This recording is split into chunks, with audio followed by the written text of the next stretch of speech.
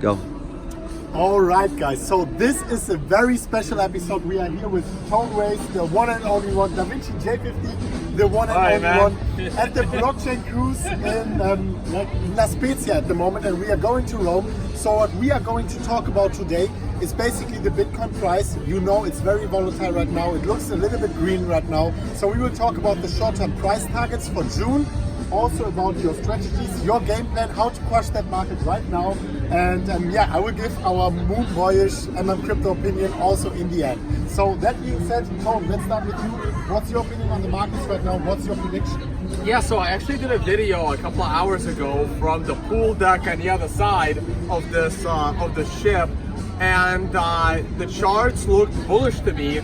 By not being able to go below 7,500 the other day, rallying back to 8,000, on those charts I said, hey, if tomorrow we break above 8,050, it's definitely a buying opportunity. I had no idea it was gonna break out like half an hour after turning off the video. So had it been happening while I was live, I would have been way more, hey, it's breaking out, you gotta go into it, into the long trade.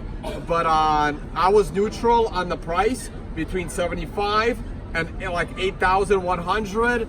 Now I have no choice but to be short-term bullish.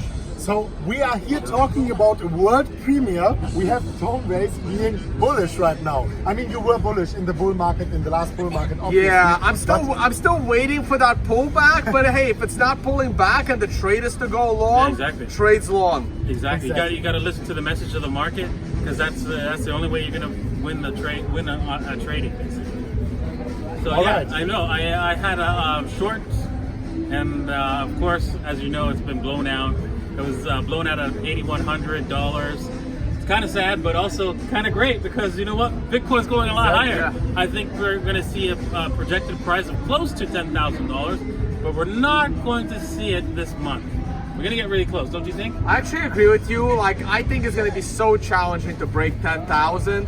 On the run-up a few weeks ago, I was looking at 94.50 as the maximum. I thought it would struggle to break 9,500. Now that we turned and corrected down to the low sevens, I think we can now push higher towards 10,000, but I think it'll be hard to break.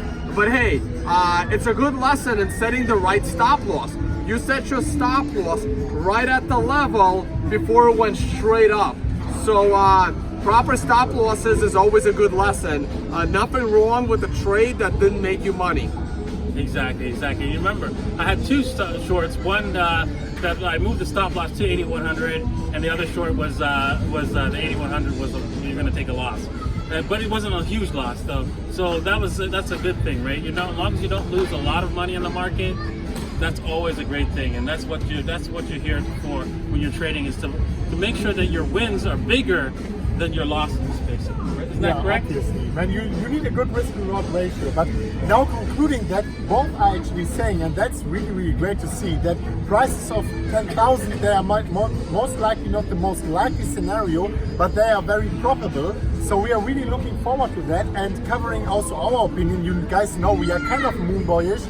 Ever since the bull market has most probably started, we have something like a bullish bias. So whenever it's going up, you can buy the dips, but in the end, in the bull market, buy and hold might be the best strategy if you do not want to invest like 10,000 of hours to get to the best 1% of trading. So many people think they can get rich quick with trading. You have to be actually a very big professional. And Tony, how many hours of trading have you had?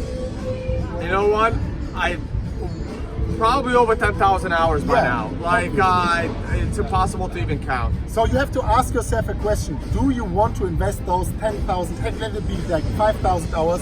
If not, in a bull market, buying and holding value, for example, like Bitcoin, might be a good strategy. Think about it. And if you have a trading portfolio, let it be like a little bit smaller, like your holding portfolio at least. No financial advice. So do you have any last words to say to wrap up today's episode? No, hey, thanks for having me on again. And I trust the charts. If you're gonna be a trader, you need to learn charting. Otherwise, you're just gonna blame everybody else for all your losses.